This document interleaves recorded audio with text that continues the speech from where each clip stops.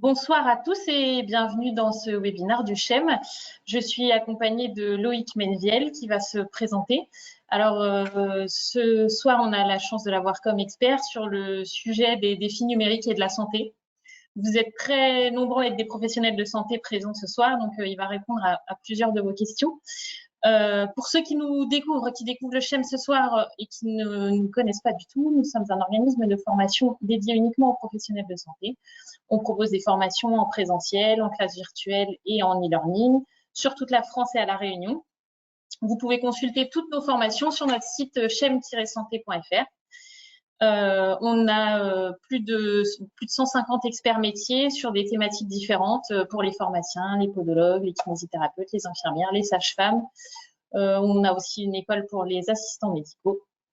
Toutes nos thématiques sont des thématiques cœur de métier qui sont au plus proche de vos pratiques quotidiennes.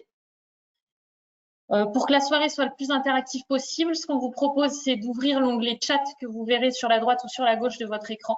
Et par le biais de cet onglet, vous pourrez nous poser toutes les questions que vous voulez. Selon la thématique de la question, on la posera en cours de webinaire ou alors on les posera toutes à la fin du webinaire. Elles seront cumulées, donc ne vous inquiétez pas si on n'y répond pas tout de suite. On y répondra en fin de webinaire. Donc, j'espère que tout le monde aura trouvé le petit onglet facilement. N'hésitez pas déjà, ceux qui l'ont trouvé, à nous mettre des petits mots pour nous dire que c'est OK pour vous. Je vais laisser la parole à Loïc qui va pouvoir se présenter et démarrer ce webinaire pour lequel on est parti pour 1 heure et demie. Bon webinaire à tous.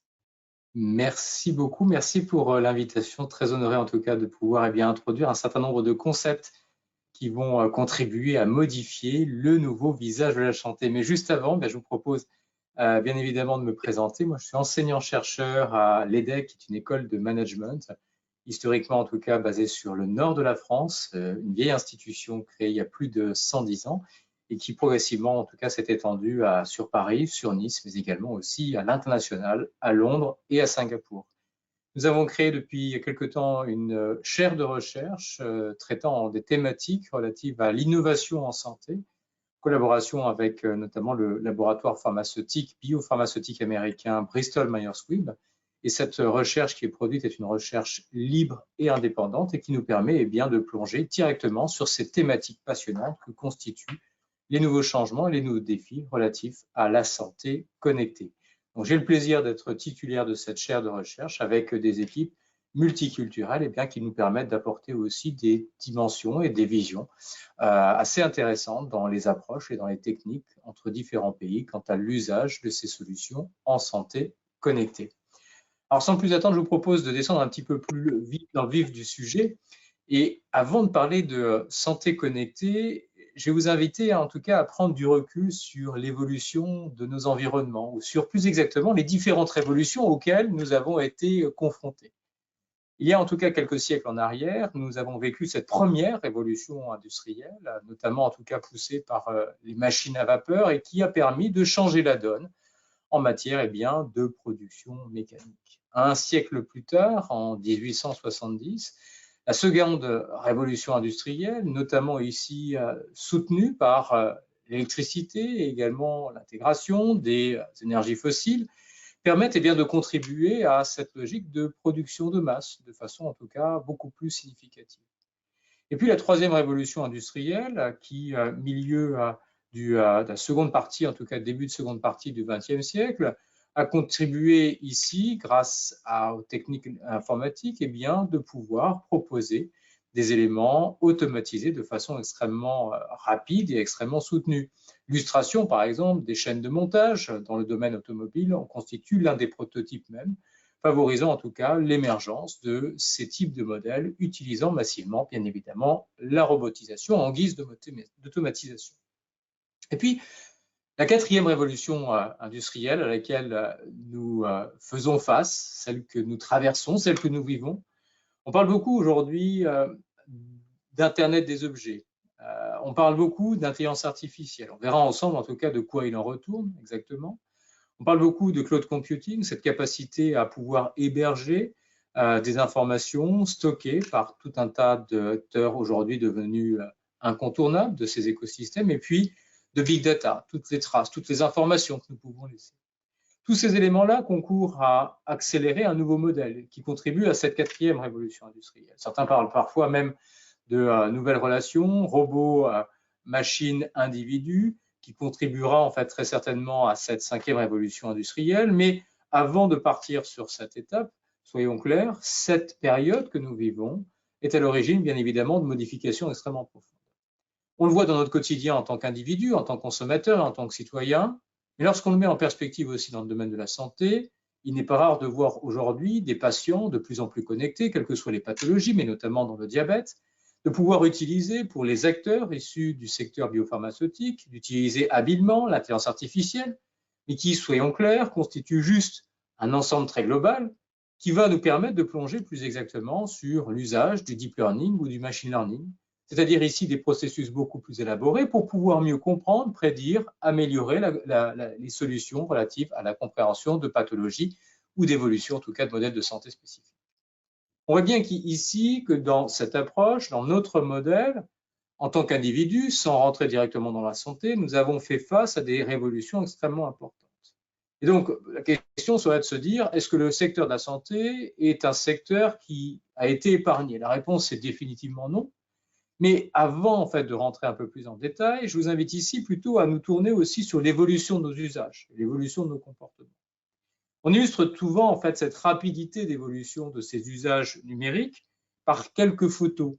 Je vous ai sélectionné en tout cas deux d'entre elles ce soir. La première, qui n'a pas de sens ou qui n'aura de sens qu'à partir du moment où elle est associée à la seconde.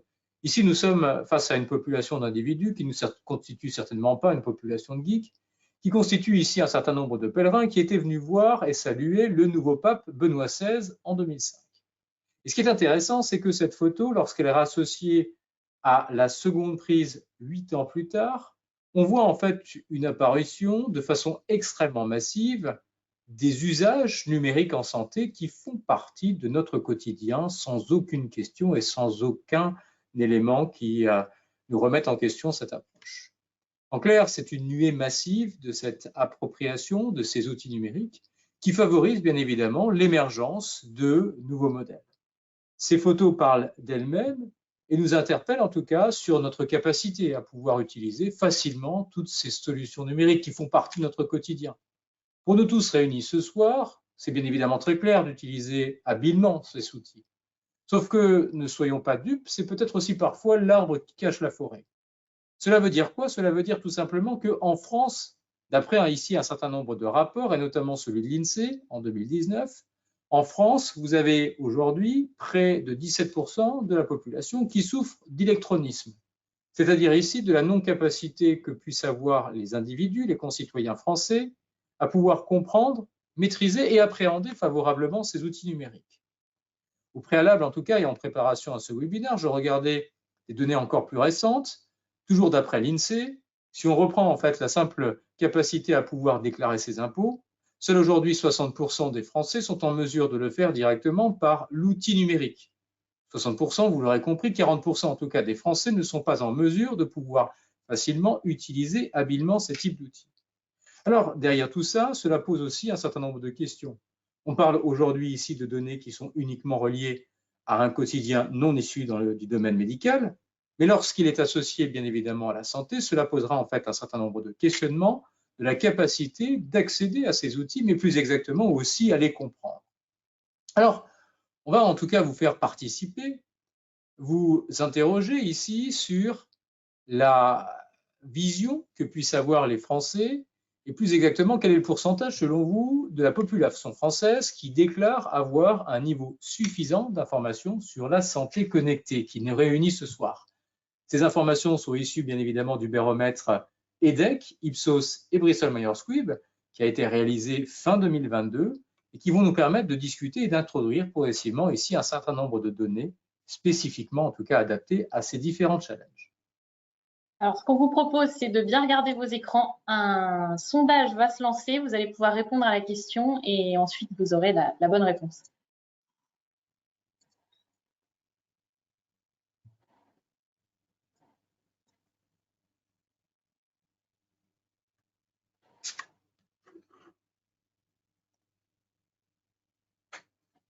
Alors, on laisse encore un peu de temps. Parce que je vois que ça répond, ça répond.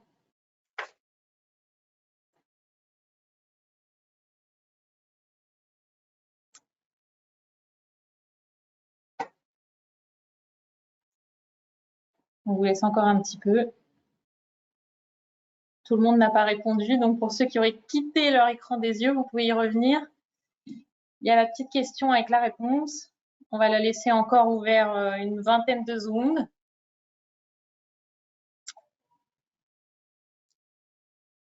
Et puis, on va voir quel est votre point de vue sur le sujet en tant que praticien, professionnel de santé.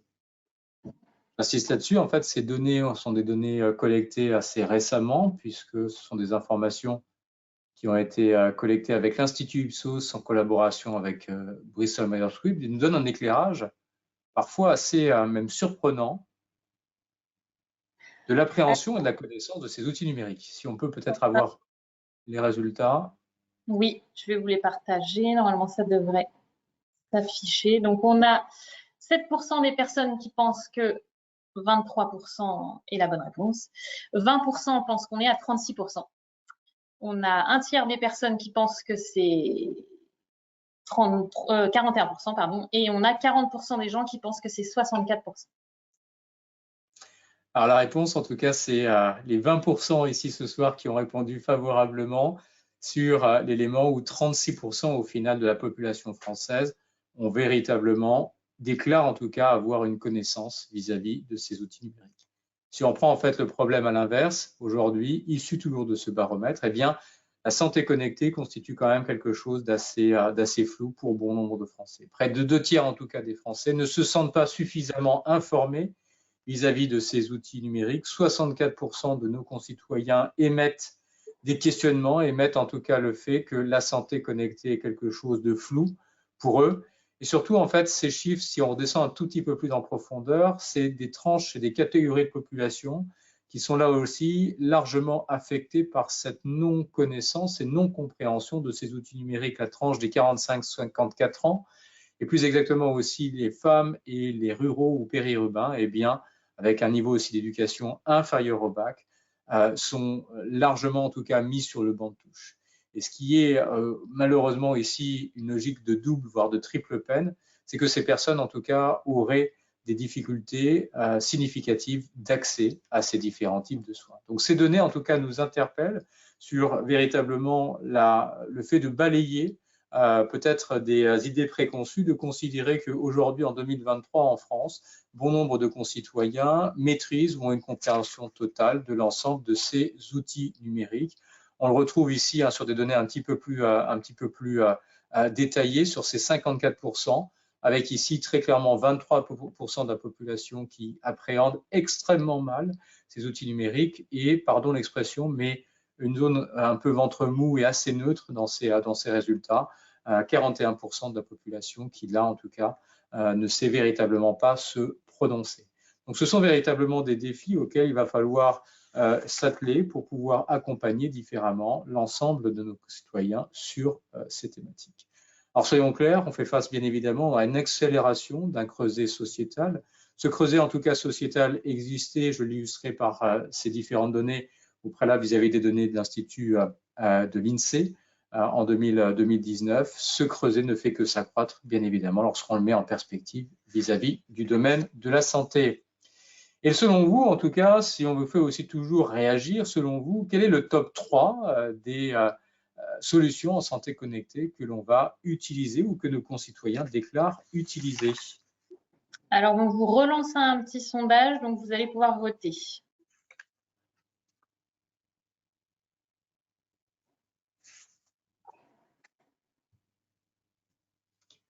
Vous avez les suivis, en fait, les applications de suivi de santé, la téléconsultation, les montres connectées, des tensiomètres, des patchs et des tatouages connectés aussi qui ont un potentiel extrêmement aussi intéressant.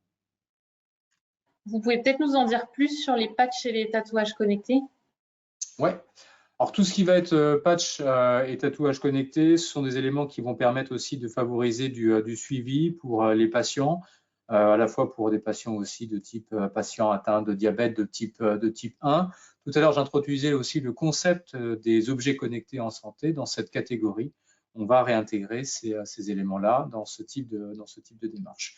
Et puis, c'est bien évidemment aussi d'autres suivis pour des solutions aussi en santé connectée, pour voir en fait si le patient a pu ingérer le traitement. Eh bien, on utilise aussi un certain nombre de ces patchs pour vérifier ce type de paramètres.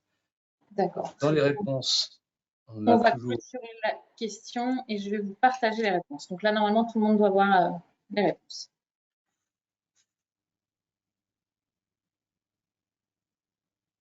Je ne sais pas si vous pouvez les voir, Loïc. Alors, si, sur les réponses en tout cas, vous êtes 87% donc à considérer que les applications de suivi santé sont les outils phares aujourd'hui en santé connectée, qui est ex aequo avec les outils de téléconsultation et vont venir juste derrière les montres connectées. Alors, je vous propose de descendre un tout petit peu plus en profondeur et vous partager en tout cas les résultats. En clair, les outils de solutions connectées qui sont plébiscités par nos concitoyens, 57% en tout cas des Français déclarent utiliser massivement des solutions de type tensiomètre. Juste derrière vient se placer les applications de suivi de santé.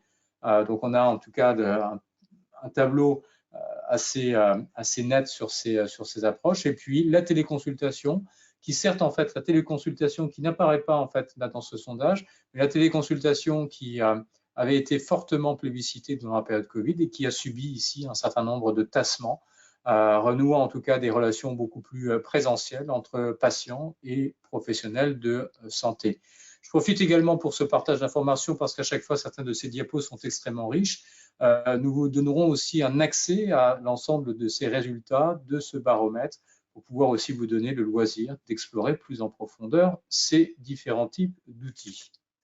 Alors, si on descend plus en profondeur sur ces différents types d'approches, c'est aussi de s'interroger sur l'impact au niveau de la médecine par rapport à cette situation de l'usage des outils numériques en santé à différents niveaux. Pour bien comprendre et prendre le pouls de la situation, l'e-santé devient un véritable Eldorado. Ici, avec un certain nombre de levées de fonds, de start-up qui rentrent de façon légitime ou parfois certaines d'entre elles un petit peu moins légitimes, tout simplement identifiant bien évidemment des retombées économiques qui puissent être non négligeables, ou pour d'autres, d'identifier bien évidemment un apport et la capacité à pouvoir apporter des solutions non négligeables au bénéfice des patients. Quoi qu'il en soit, ici, on voit une croissance quand même assez soutenue d'un certain nombre de levées de fonds dans le secteur des startups spécialisées ici dans la e-santé à l'échelon mondial. Et cela constitue ici, d'après les rapports de Standard & Poor's, qui soulignent que bien évidemment, le secteur de la santé constitue un secteur extrêmement prolixe et dynamique, avec ici une position en troisième position des secteurs où l'investissement au niveau mondial est l'un des plus soutenus. Juste derrière, bien évidemment, les technologies de l'information et le secteur industriel.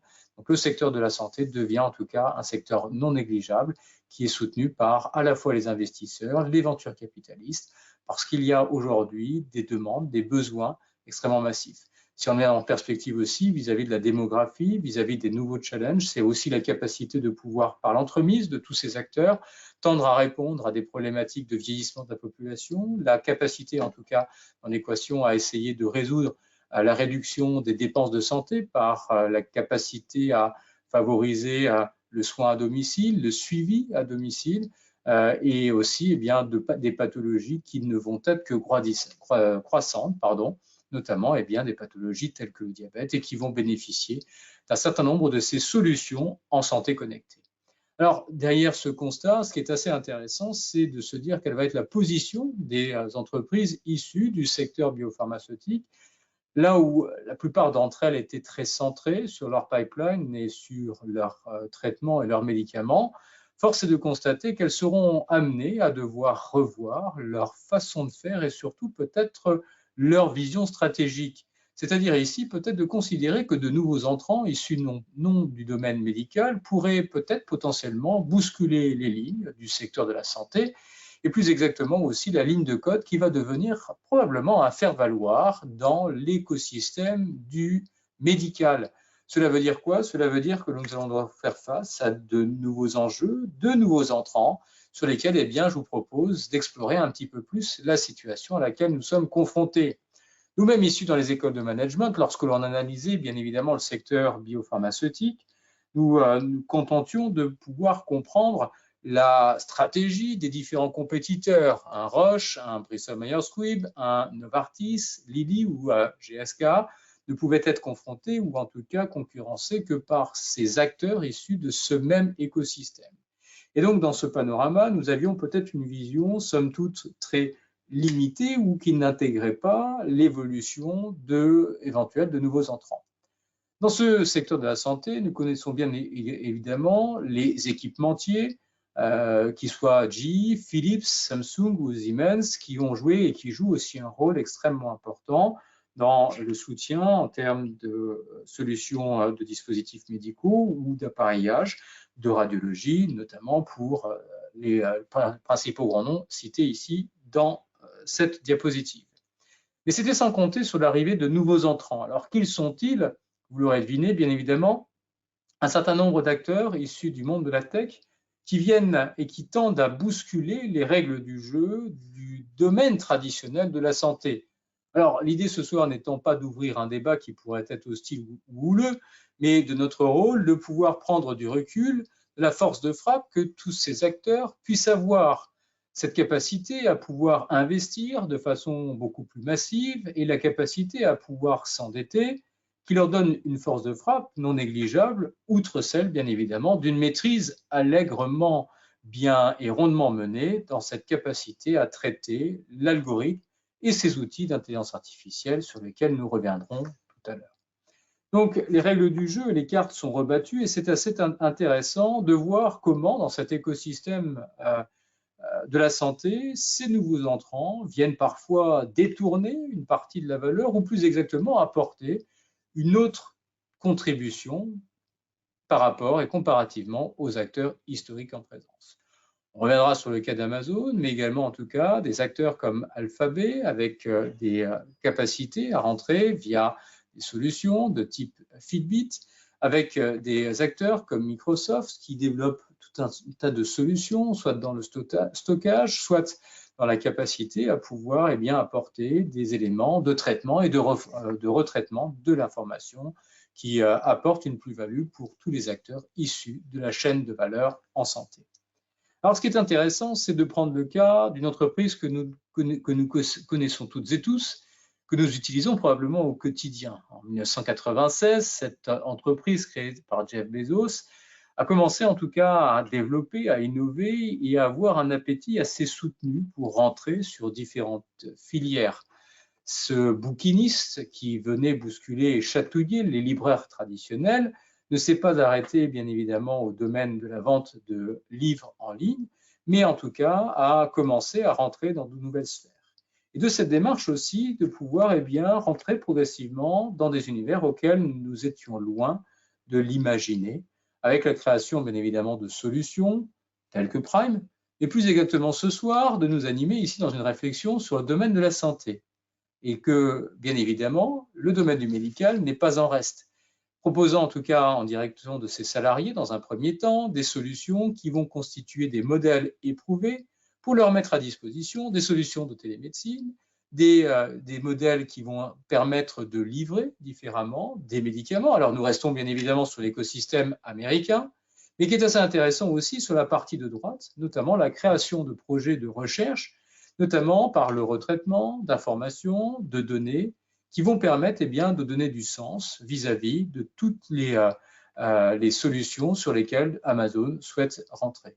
Notamment ici, de pouvoir investir le secteur de l'oncologie et de pouvoir accélérer la connaissance médicale sur un certain nombre de ces thématiques. Renforçant bien évidemment son écosystème ici avec tout un tas d'acteurs et de domaines sur lesquels il constitue aujourd'hui des acteurs incontournables. Nous voyons toutes et tous, bien évidemment, Amazon comme le marchand sur lequel nous faisons nos courses, mais peu de gens sont au courant que la branche aujourd'hui AWS, Amazon Web Services, constitue aujourd'hui l'acteur incontournable à l'échelon mondial qui possède aujourd'hui près de 50% des parts de marché dans le domaine du cloud computing. Cela donc posera un certain nombre de questions, mais nous interroge bien évidemment sur cette capacité de tous ces acteurs à rentrer dans cette filière.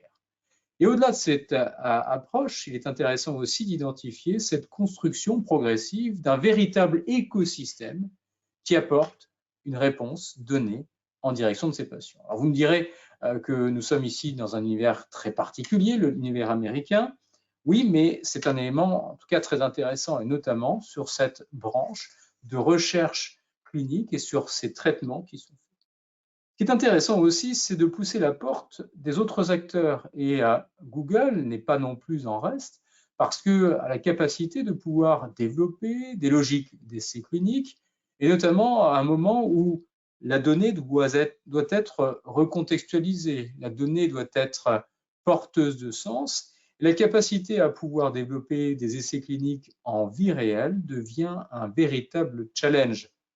Ce sont donc des éléments et des problématiques qui sont extrêmement intéressantes et qui ouvrent un débat extrêmement riche sur la légitimité de ces différents acteurs à rentrer dans ces différents types d'écosystèmes. Dans cette approche aussi, il est intéressant de voir en quoi et comment de nouveaux entrants, à nouveau parfois non issus directement du domaine de la santé, ont cette capacité d'apporter une plus-value.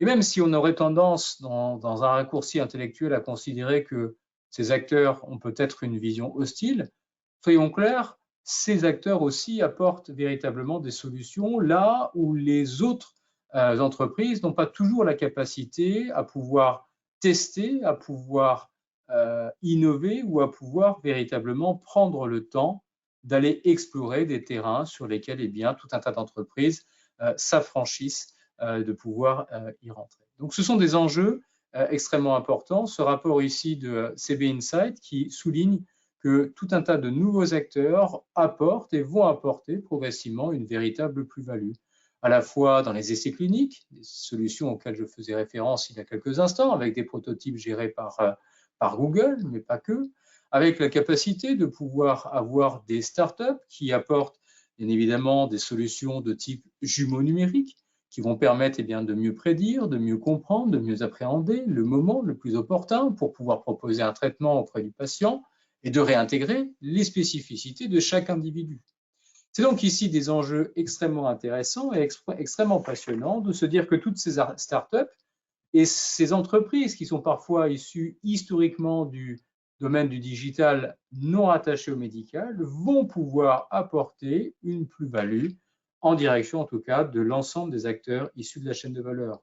On parle aussi de plus en plus dans le domaine de la santé d'omnicanalité et ces enjeux en tout cas deviennent cruciaux et des réponses sont aujourd'hui adressées par tout un tas d'acteurs issus du domaine de la tech.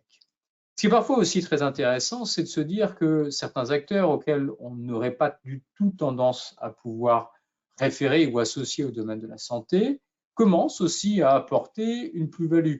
Certains d'entre eux ont été largement décriés en France, par exemple, mais soyons clairs, ne font que apporter des solutions en direction, en tout cas, de patients qui n'auraient pas la possibilité ici de pouvoir se déplacer d'un endroit de leur domicile jusque le fait de pouvoir joindre le professionnel de santé ou le spécialiste. En clair, ici, Uber est rentré aux États-Unis sur cette chaîne de valeur, apportant ici des solutions concrètes pour pouvoir transporter facilement les patients désireux en tout cas de rejoindre un centre médical, une clinique, voire même aussi de faciliter le transport et la livraison de médicaments. Alors, sommes-nous parfois privilégiés en France? La réponse est non. Il y a en tout cas quelques semaines, je suis rentré sur cet écosystème, toujours de cet acteur américain, et de regarder ce qu'il pouvait faire. Alors, c'est assez intéressant. On peut décrier bien évidemment cette approche. Ce qui est toujours riche d'enseignements, c'est de se dire que toutes ces entreprises sont en mesure de tester, de vérifier, de voir en tout cas comment les patients, les utilisateurs puissent se comporter, réagir et surtout comment l'ensemble des parties prenantes vont pouvoir aussi apprécier l'arrivée de ces nouveaux entrants. Là, ici, quelques éléments complémentaires, en tout cas de collaboration sur le secteur américain de Uber avec des grands acteurs incontournables, parfois issus bien évidemment de domaines en fait en lien avec des zones géographiques là où l'entreprise s'est bien évidemment développée, notamment la Californie, avec des collaborations étroites et apportant des solutions non négligeables pour ce secteur. En France, des prototypes avaient aussi déjà été mis en évidence et prouvés, permettant d'ouvrir un champ de réflexion prolixe dans des collaborations ici nouvelles. L'élément n'est pas toujours de savoir si véritablement ces modèles existent, c'est surtout vraiment de s'interroger sur comment ces entreprises ont su ou se sont affranchies de modèles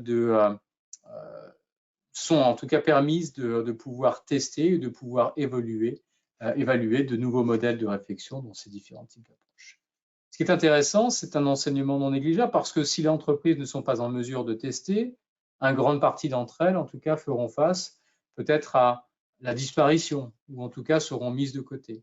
On connaît tous, si je reviens dans un monde beaucoup plus classique, le monde de l'usage du numérique, et un certain nombre de ces entreprises n'ont pas toujours su prendre un certain nombre de tournants. Nous appartenons peut-être tous à une génération qui a utilisé dans les années 2000 Yahoo comme à la fois portail de recherche et en tout cas portail et solution email. Dans la réalité, cette entreprise n'a pas su prendre un certain nombre de tournants et va devoir faire face et a fait face à de nombreux défis, la mettant sur le banc de touche par rapport à la compétition issue du domaine médical, du digital. Dans ce même écosystème, tout un tas d'autres acteurs, que ce soit Polaroid ou également en tout cas Kodak, qui eux aussi ont été sur le banc de touche par cette non-capacité à pouvoir anticiper sur différents types de tournants stratégiques.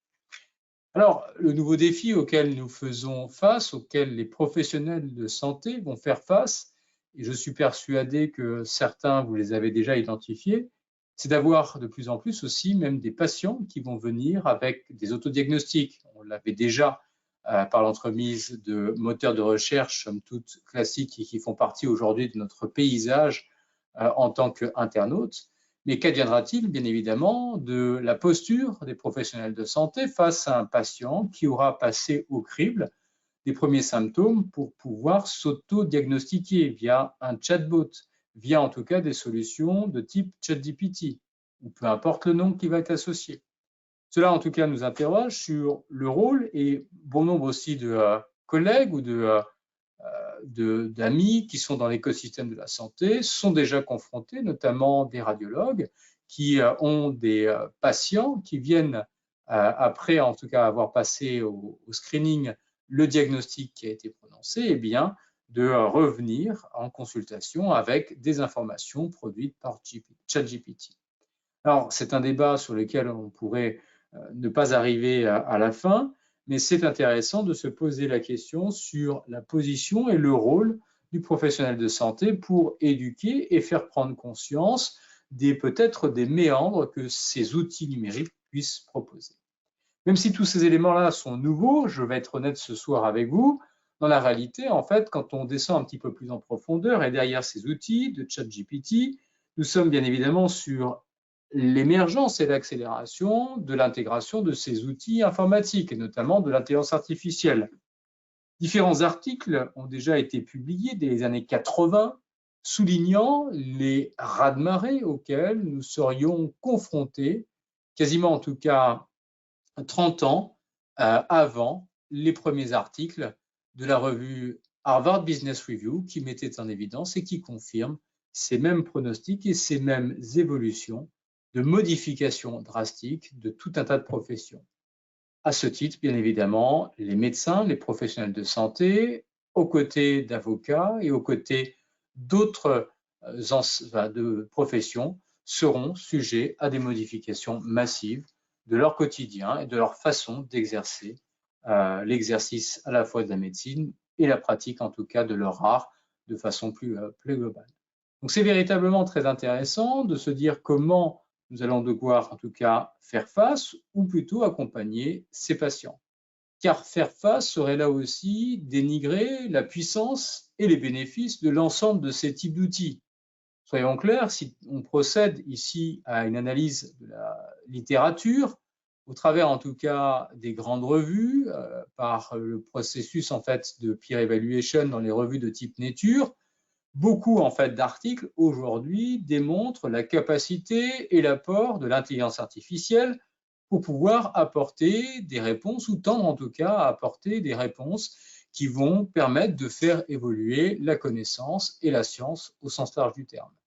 Vous en voyez ici quelques exemples par le truchement à la fois d'intelligence artificielle ou des solutions qui sont beaucoup plus robustes et beaucoup plus éprouvées de deep learning qui sont une évolution de ces outils permettant d'agréger, de traiter et de monter en puissance dans la compréhension de toutes les informations qui auront nourri nos outils numériques.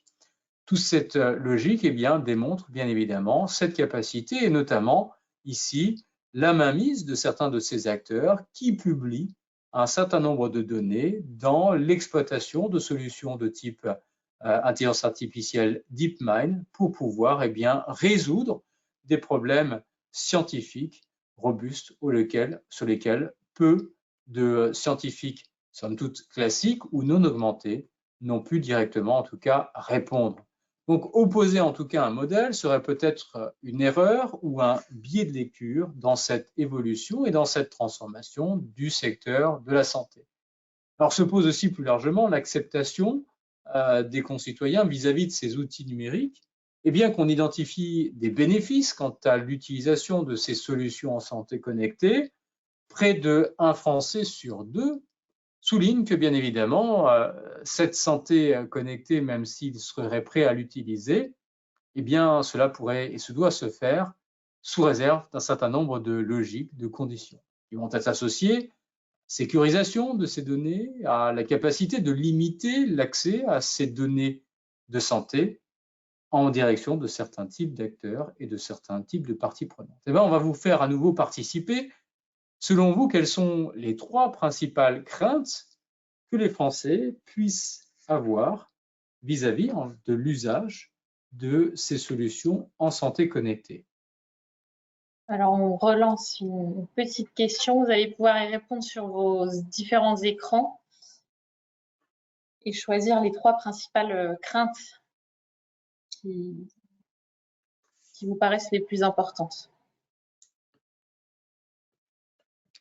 Donc la première, c'est de s'interroger sur la diminution des interactions humaines, sur des craintes relatives à la sécurité des données, sur un doute vis-à-vis de la fiabilité de ces outils, le fait aussi de remettre en cause la confiance que l'on peut accorder à ces grandes entreprises de type GAFAM. Et à nouveau, l'idée étant ici plutôt de repartir de votre perception potentielle vis-à-vis de vos patients, des échanges que vous pouvez avoir au quotidien, de nous interroger sur comment vos patients qui viennent dans vos officines, qui viennent dans vos cabinets, comment pourraient-ils percevoir cette santé connectée et quelles seraient les craintes qu'ils puissent y associer. Et même quelles sont les craintes que vous avez pu vous entendre au quotidien. N'hésitez pas à nous en faire part dans les questions.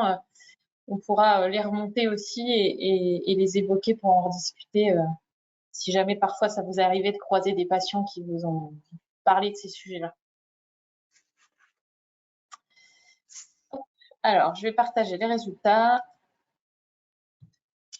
Donc, on a 77% des personnes qui ont pensé que c'était la diminution des interactions humaines.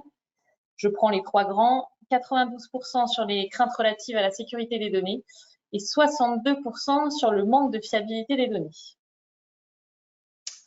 En tout cas, il y a des résultats qui sont très proches de la perception des Français, bien vu. En clair, ici, il y a des craintes vis-à-vis de la sécurisation des données.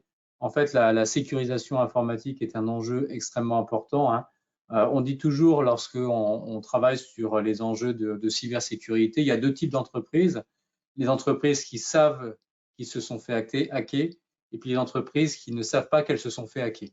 Donc, c'est vraiment cette logique de symbolique ici, des enjeux de sécurisation et de détournement de ces éventuelles données qui est un point de crainte extrêmement marqué. Et si on analyse de façon en tout cas plus détaillée les tendances par répartition en fonction du type de répondant entre les hommes et les femmes manifestent une crainte qui est significativement plus élevée que chez les hommes. Vous voyez ici ces types de résultats après détaillés. Mais quoi qu'il en soit, la sécurisation et le détournement est exactement en droite ligne avec les éléments que vous avez pu mettre en évidence. Et puis le deuxième point, c'est la considération que ces outils en santé connectée pourraient être destructeurs de la valeur de la relation qui s'établit entre le professionnel de santé et les patients. On y reviendra là-dessus, mais voilà, c'est assez intéressant de considérer que cela a un impact négatif et là aussi une crainte beaucoup plus marquée chez les femmes avec des différences significatives de moyenne qui ont été obtenues.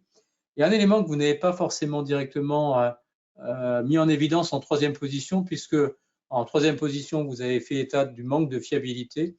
Dans la réalité ici, selon le baromètre Ipsos Bristol Myers Squibb et DEC, nous identifions auprès d'un échantillon donc, de 1000 Français par répartition, par strate et par la représentation en fait, du maillage français, que ce sont la remise en cause et le doute émis en direction des GAFAM qui constituent une crainte en troisième position sur ces thématiques. Vous retrouverez ici bien évidemment aussi le détail de l'ensemble de ces informations. Et je me permets juste de vous interrompre un instant sur la cybersécurité.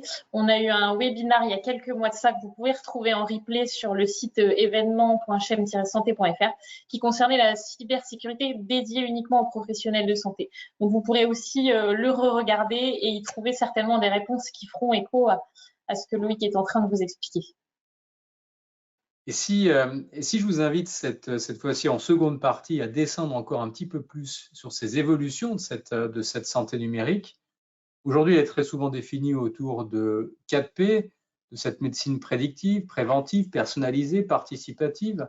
En fait, souvenez-vous, tout à l'heure en introduction, nous faisions état en fait de la capacité à traiter une grande quantité d'informations, de la big data, grâce à ces outils numériques, grâce à cette capacité à l'analyser de façon très fine, cette donnée primaire, secondaire, tertiaire, par rapport au sens, par rapport aux questions et par rapport aux objectifs que l'on souhaite atteindre, va permettre bien, de pouvoir affiner, de pouvoir prédire et de pouvoir en tout cas proposer des modèles beaucoup plus fins et beaucoup plus adaptés à chaque individu. Et derrière tout ça, derrière cette logique aussi de big data, se pose la question de qui a accès à ces données. Et selon les Français, bien évidemment, 85% en tout cas d'entre eux répondent que le médecin traitant ou les organismes de type sécurité sociale ont accès à ces données et sont considérés comme les plus légitimes.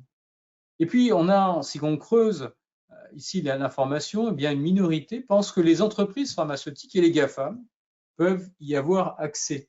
Et surtout en direction de ces plus jeunes et en direction, bien évidemment, des personnes qui ont parfois des niveaux d'éducation les plus élevés et qui citent à nouveau en tête de liste l'industrie pharmaceutique et les GAFAM en ayant directement un accès direct sur l'ensemble des données de santé de nos concitoyens. Et puis, si on descend aussi un petit peu plus en profondeur sur la légitimité dans le développement de solutions thérapeutiques digitales, l'apanage est donné bien évidemment ici, alors bien évidemment, l'apanage est donné dans la perception des Français aux institutions publiques et étatiques et à un tassement de façon assez massif en direction de secteurs privés et encore plus à l'opposé, vous le voyez, avec les GAFAM. Donc, ce qui est assez intéressant, c'est que parfois, certaines de ces structures qui sont légitimes, on l'a vu tout à l'heure, dans la capacité à maîtriser l'outil informatique, algorithmique, par l'entremise de certaines données au travers d'une courte systématique literature review qui mettait en évidence dans les revues de type Nature l'utilisation massive de ces outils et notamment des recherches qui sont publiées au travers d'outils proposés par ces grands acteurs, sont au final, dans la perception des concitoyens français, eh bien, une remise en cause quand même de la légitimité de toutes ces entreprises informatiques ou digitales à pouvoir rentrer sur l'élaboration de solutions thérapeutiques digitales. Donc c'est un petit peu un paradoxe, sans forcément là aussi rentrer dans un débat qui serait peut-être de retrancher les modèles entre un modèle GAFAM versus un modèle des hôpitaux publics, etc. C'est intéressant de voir cette logique de perception et ces différents styles d'approche. Alors, on a beaucoup parlé en fait de GAFAM, on a beaucoup parlé d'intelligence artificielle. Je souhaitais aussi ce soir avec vous redescendre aussi sur certains aspects de qu'est-ce que l'intelligence artificielle, quels sont les différents types d'évolution, quels sont en fait les schémas auxquels nous faisons référence. En fait, l'intelligence artificielle est un modèle, somme toute, aujourd'hui assez éprouvé et assez ancien. La seule différence entre les modèles des années 50, 80, c'est bien évidemment la capacité de calcul de nos machines, de nos systèmes d'information. C'est bien évidemment le fait de revenir sur ceux qui ont été les pionniers, comme Alan Turing, qui a contribué allègrement, en tout cas, à la compréhension et à la mise en œuvre, bien évidemment, de ces outils de type intelligence artificielle. Il y aura par la suite une nouvelle génération, le machine learning, la capacité ici à pouvoir donner un petit peu plus de règles, de finesse dans le traitement de ces informations, et enfin le deep learning qui va permettre de traiter de façon un petit peu plus autonome l'ensemble de ces modèles. En clair, ici, c'est d'avoir des systèmes au niveau statistique considérés comme des réseaux de neurones, c'est-à-dire ici des systèmes apprenants et qui vont faire en sorte que par rapport à des informations qui ont été soumises aux machines et aux ordinateurs, de pouvoir traiter efficacement et reconnaître de façon assez rapide une typologie de solutions. Avec cet exemple ici, somme toute très simpliste, pour nous tous, il est aisé de considérer ici qu'il s'agit d'un chat, et par l'entremise ici de catégorisation d'informations, de pouvoir entraîner la machine et de lui donner la capacité directement d'apprendre. Cela veut dire quoi? Dans un exemple qui va vous réveiller ce soir, ce que vous voyez ici à l'écran est pour vous, somme toute, très clair, où vous identifiez très rapidement un chien, un chihuahua et des muffins. Sauf que ici, ce n'est pas aussi simple pour une machine et il va être nécessaire de pouvoir entraîner au maximum ces outils de telle façon à ce que l'on va lui permettre d'avoir du sens et d'avoir une prise de recul sur l'ensemble de ces démarches. Ça veut dire progressivement de catégoriser, de donner en fait une information spécifique de telle façon à ce que l'on entraîne cette machine. Alors, lorsqu'on remet en perspective ces outils, c'est là aussi la même démarche lorsqu'on va proposer des solutions intelligentes dans le domaine de traitement de l'image, par exemple en radiologie, c'est-à-dire ici de catégoriser toute une quantité de clichés, toute une quantité d'informations avec des manipulateurs radio et des professionnels de santé qui vont donner du sens à ces clichés et qui vont nourrir de façon progressive l'ensemble de ces solutions digitales et de ces algorithmes spécifiques qui nous permettent aujourd'hui d'arriver à des solutions éprouvées que je vous présenterai en quelques instants. En clair, c'est une connaissance médicale qui a largement évolué. La capacité à pouvoir utiliser ces machines, la capacité à pouvoir utiliser des outils qui vont nous permettre de calculer de plus en plus rapidement les informations que l'on a nourries, donneront en tout cas une meilleure connaissance et une meilleure réactivité pour les acteurs issus du domaine de la santé. En clair, dans un article publié dans Nature Biotech, un écrit et un article de Jen et collaborateurs en 2018 soulignait et mettait en évidence cette évolution exponentielle de la connaissance médicale soutenue bien évidemment par les outils numériques et par les ordinateurs. Dans les années en tout cas 90, il était extrêmement complexe, long, fastidieux et dispendieux de pouvoir séquencer un génome.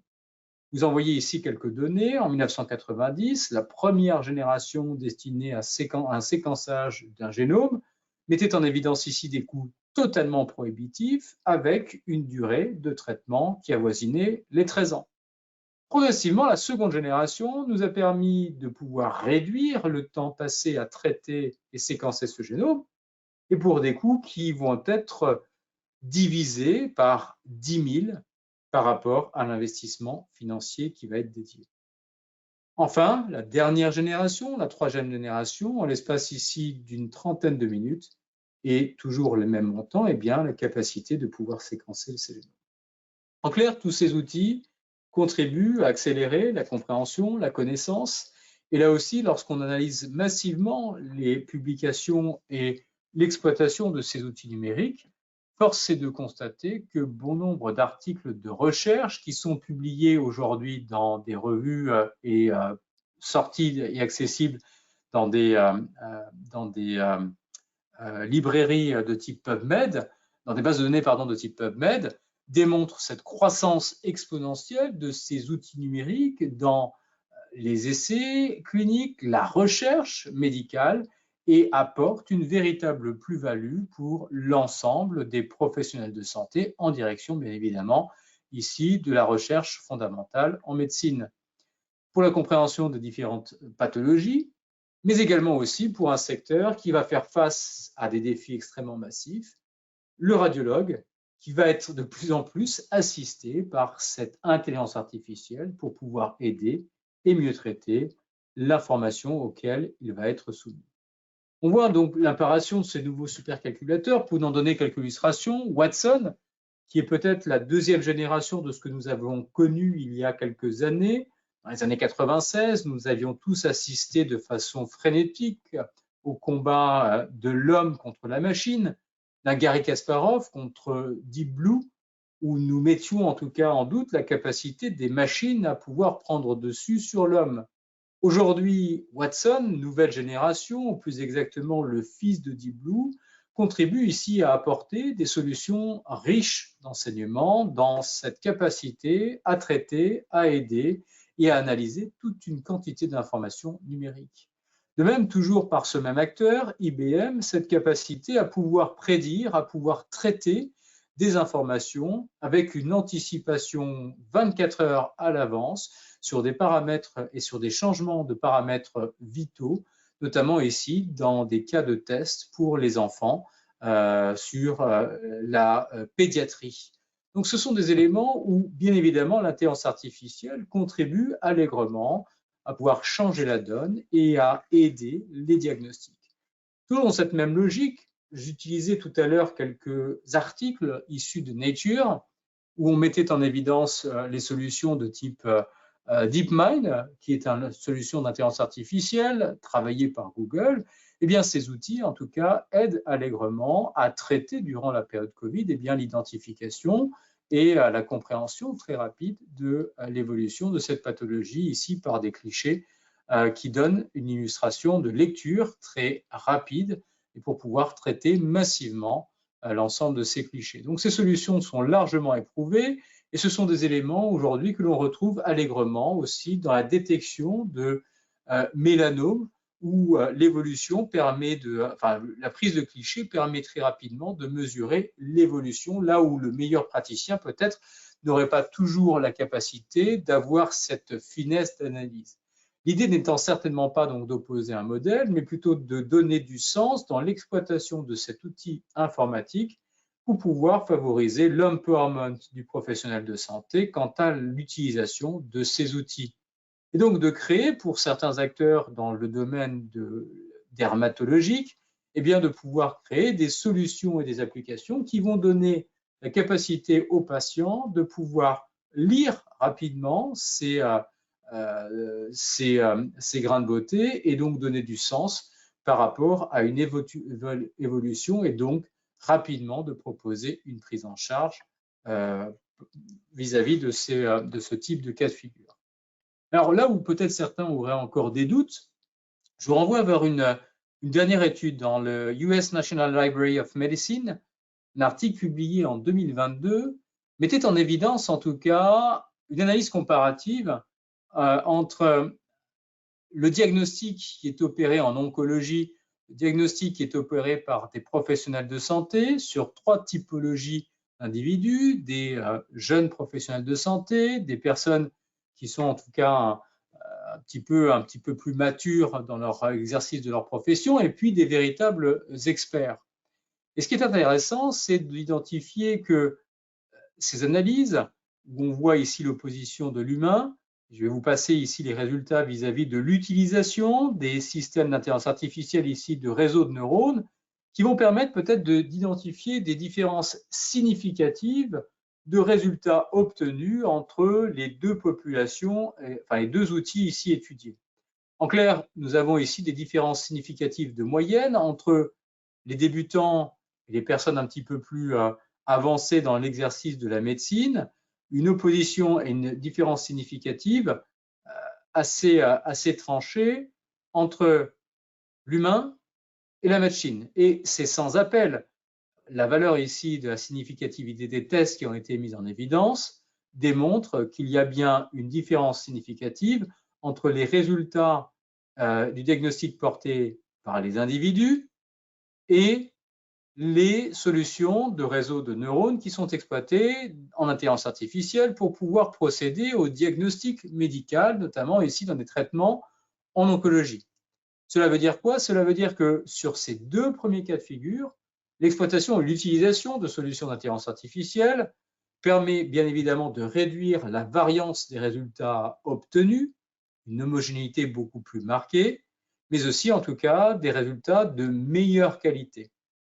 Cela n'est pas vrai pour des experts et professionnels de santé beaucoup plus aguerris, où on se rend compte que l'on a, même s'il y a une variance qui est légèrement supérieure chez les humains comparée en fait aux réseaux neuronaux exploités dans cette dernière tranche d'analyse comparative, il faut ici déclarer bien évidemment la prévalence et le bénéfice des diagnostics qui sont portés par les professionnels de santé. Tout ça pour dire que, bien évidemment, ces outils sont d'une aide non négligeable et permettent de détecter et d'aider en tout cas à une rapide prise en charge des patients. On l'utilise aussi beaucoup, de plus en plus, pour pouvoir détecter des diabètes rétinopathiques qui peuvent avoir des conséquences extrêmement lourdes pour les patients. Donc, c'est aussi une amélioration, bien évidemment, de la qualité et de l'expérience du soin qui est vécue par l'ensemble de ces personnes. Au-delà de ces aspects aussi, ces solutions digitales, lorsqu'elles sont tournées pour les patients, peuvent revêtir un caractère extrêmement intéressant. Si on s'intéresse aux patients diabétiques, et nous avons avec la chaire aussi déjà mené un certain nombre d'études en collaboration avec le CHU de Nice sur la perception des patients vis-à-vis de ces solutions en santé connectée, plus exactement chez les patients de diabète de type 1. On se rend compte que l'utilisation de ces solutions de santé connectée et les applications pour cette typologie de patients favorisent leur empowerment, leur capacité à pouvoir prendre et avoir une maîtrise sur leur maladie, à pouvoir mieux la contrôler, à pouvoir mieux la gérer.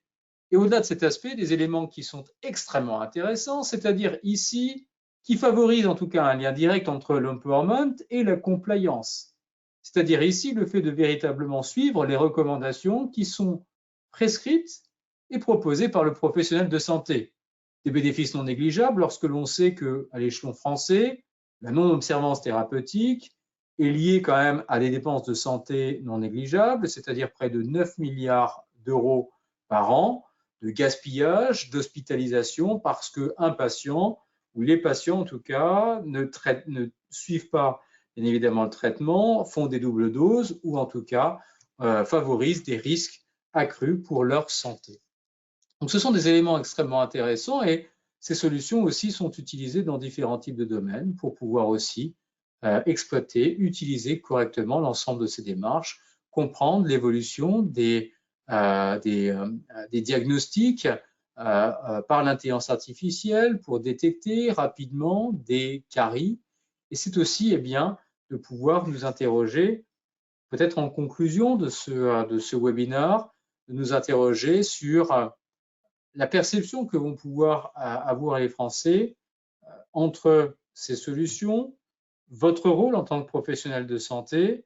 Est-ce que l'on doit parler d'une combinaison? En qui, au final, les Français ont-ils le plus de confiance concernant le diagnostic et concernant, en tout cas, le traitement des pathologies? Donc, on va vous proposer de pouvoir répondre à cette question un petit peu en guise de conclusion avant d'accueillir vos différentes questions que vous pourriez avoir. Selon vous, toujours d'après les résultats, d'après l'enquête que nous avons menée, en qui les Français ont-ils le plus confiance? Est-ce que c'est aujourd'hui les algorithmes? Est-ce que c'est vous, en tant que professionnel de santé? Dans l'étude, on a plutôt parlé ici de médecins.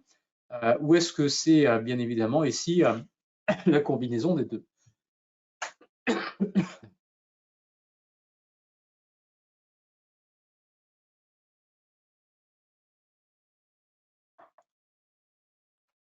On vous laisse encore un tout petit peu de temps pour répondre à la question.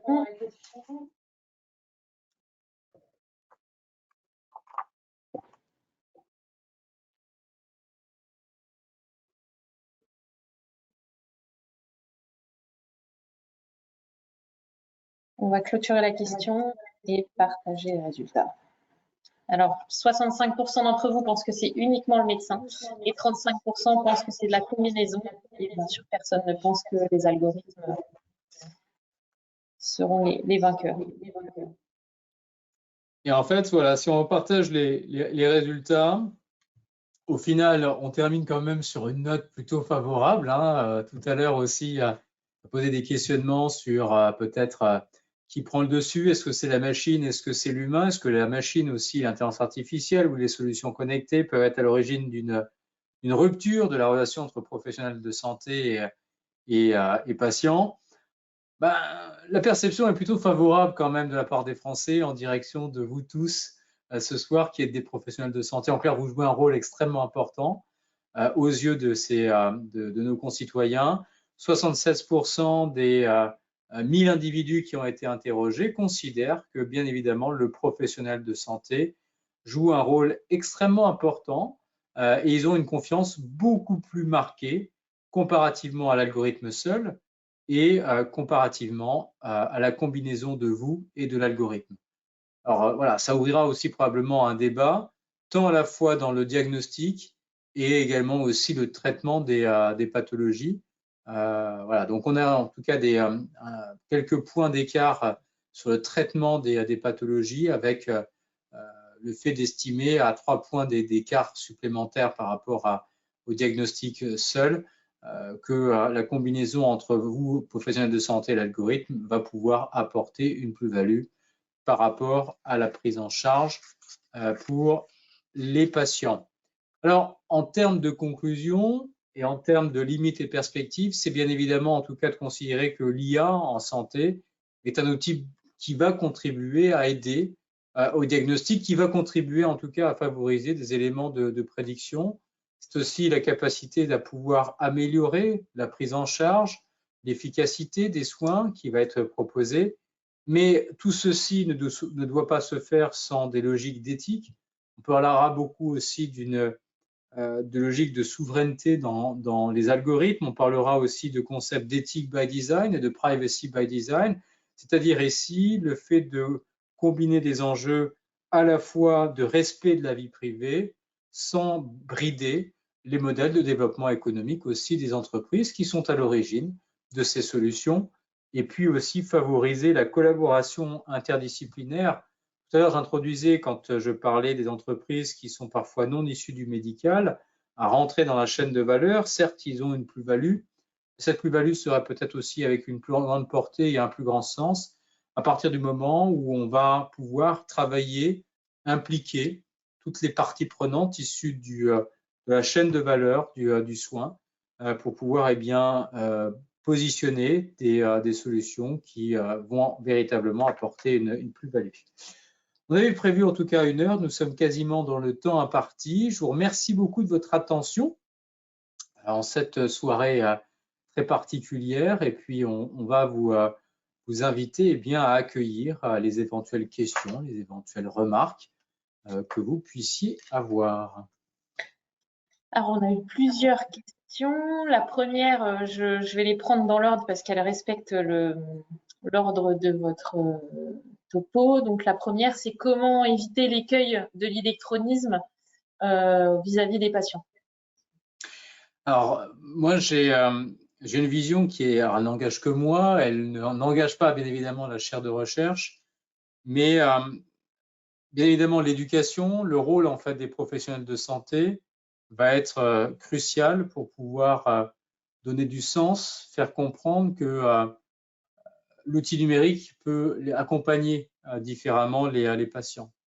À la fois le professionnel de santé, le médecin, mais aussi les soignants de type infirmier. Et donc, dans cette logique, je crois dur comme fer à cette évolution du métier du soignant et la capacité à rentrer au plus proche de l'univers des patients qui sont parfois dans des zones où on le mettait en évidence, reculer, des zones où il y a des véritables déserts médicaux, et ce professionnel de santé et ce soignant va pouvoir entraîner, éduquer, faire donner du sens quant à l'utilisation de ces solutions. Il y a certes aussi différentes mesures qui sont mises en évidence par le gouvernement, des bus qui viennent au plus proche des patients qui sont dans des zones reculées et des aires médicaux. C'est un élément qui est tout à fait louable, mais je pense que le digital va et doit favoriser la montée en compétences, notamment des infirmiers, pour pouvoir leur donner cette capacité à exploiter habilement et intelligemment ces outils numériques, parce que c'est eux aussi qui vont parfois être en contact beaucoup plus régulier. Ça ne veut pas dire que je veux faire une hiérarchisation entre le médecin généraliste et l'infirmier, mais lorsqu'on a des rendez-vous quotidiens en tant qu'infirmier avec le patient, se noue un autre type de relation, et donc c'est là où en fait la logique d'éducation et d'accompagnement va être hyper important. Et c'est un enjeu crucial pour pouvoir donner une chance d'équité dans une logique d'accès aux soins pour tous. Alors ma réponse est un petit peu longue, mais voilà. Alors ça embraye sur la question suivante, qui est le professionnel de santé ultra connecté et patient sans culture numérique. Comment peut-on se comprendre? Ça revient un petit peu voilà, sur cette même logique d'éducation. Après, il y a des gens qui auront toujours cette logique réfractaire, et malheureusement, vous allez au bout d'un moment perdre beaucoup de temps à essayer d'éduquer. Voilà, c'est des outils qui peuvent aider les professionnels de santé, ou d'ailleurs aider les patients sur des sites de gouvernement, des vidéos, des livres à lire, des choses qui pourraient aider, quoi. Alors, il y a à ma connaissance certaines communautés de patients qui jouent un rôle très intéressant, qui vont éduquer les autres patients. Pour moi, il y a une communauté de patients qui est extrêmement avant-gardiste sur cette thématique d'acculturation digitale. C'est l'association François Petit et sur la maladie de Crohn, où ils ont été précurseurs depuis un certain nombre d'années. Et je crois que le fait de jouer dans une relation avec les communautés de patients, et notamment aussi, il est apparu dans le domaine du médical, le patient expert ou le patient partenaire. Je crois que c'est un élément qui peut jouer un rôle extrêmement important. Mais là, on s'adresse aussi directement aux patients atteints d'une pathologie chronique.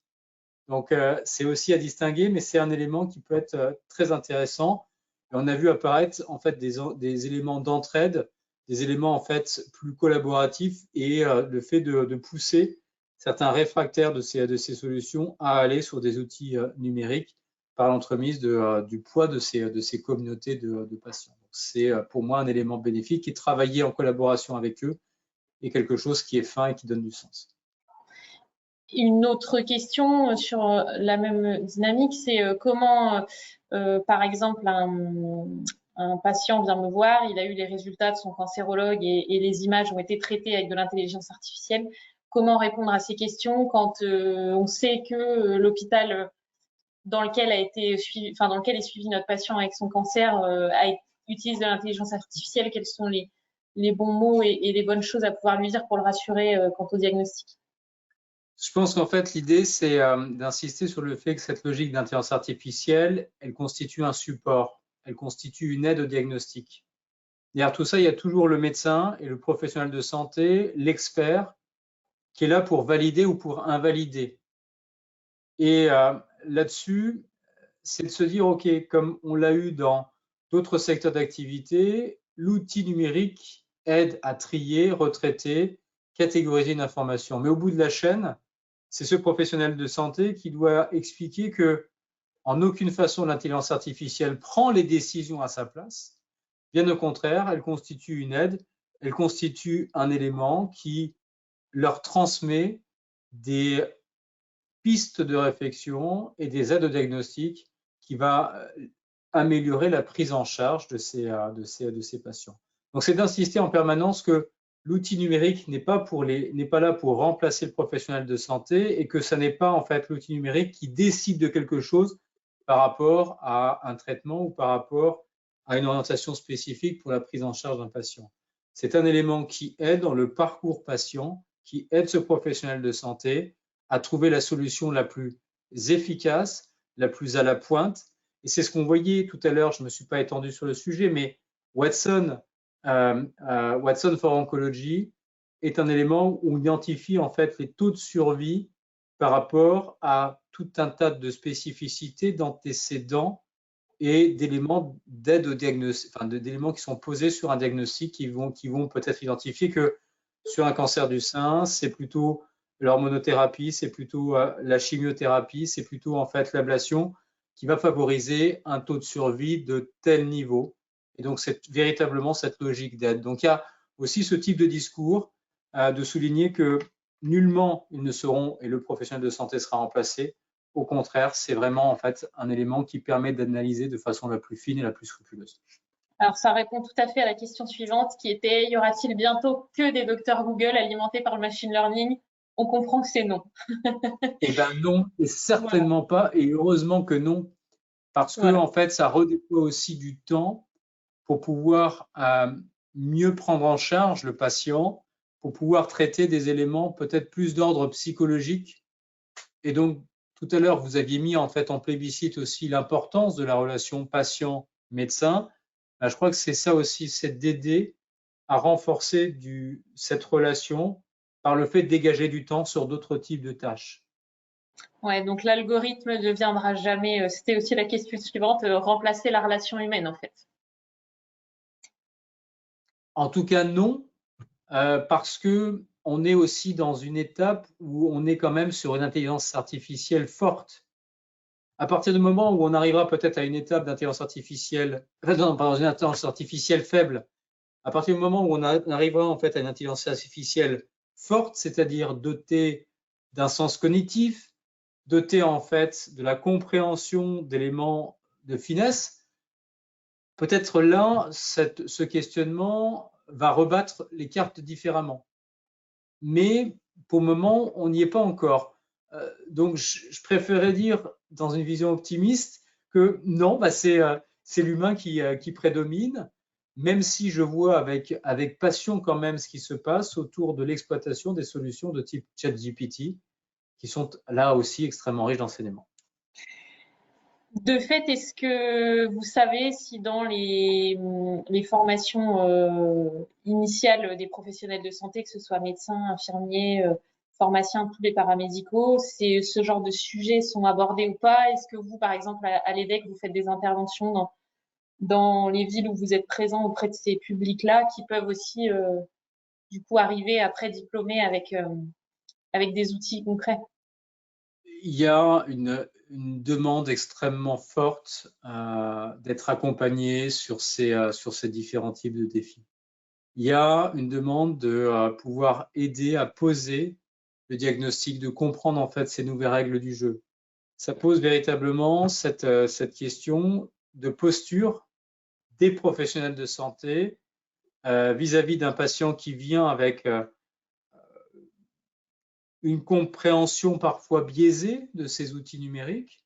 Ça pose aussi la question de comment ce professionnel de santé va donner du sens vis-à-vis de ces outils numériques. Donc oui, aujourd'hui, on a une demande extrêmement croissante d'accompagnement, que ce soit des acteurs dans le secteur pharmaceutique, dans le secteur en fait issu d'analyse médicale, dans le secteur des officines même de ville et des professionnels de santé de type médecin généraliste, parce que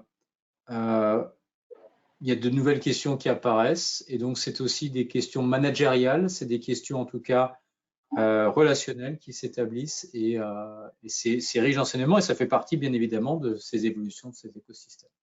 Si vous aviez une petite boîte à outils à transmettre à nos participants de newsletters à s'abonner ou sur les réseaux, ou pour être un peu toujours au fait de toutes ces actualités et de voir notamment quels peuvent être les projets vraiment innovants, les projets très concrets pour les patients, ceux qui existent et qu'il faut utiliser et ceux qui viendront dans quelques années?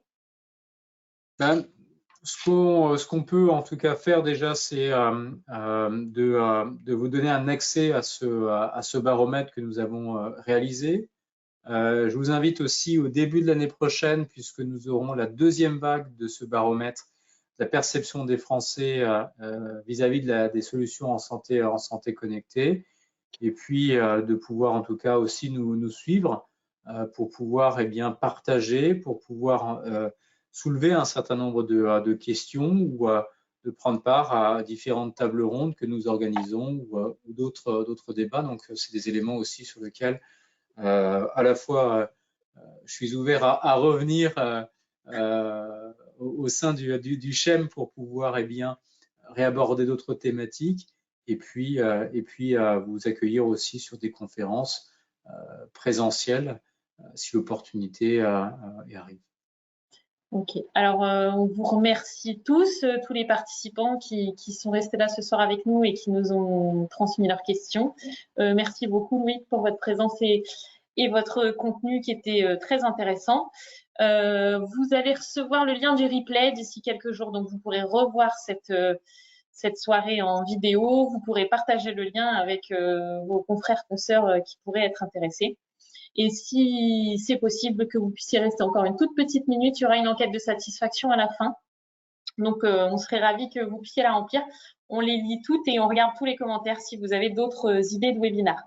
Le prochain webinaire du CHEM aura lieu dans 15 jours. Le sujet sera l'échographie musculo-squelettique en médecine générale. Vous aurez une présentation avec un médecin généraliste qui est expert en échographie et vous pourrez découvrir tous les sujets qu'il aborde en échographie et surtout une spécialité sur tout ce qui est musculo-squelettique.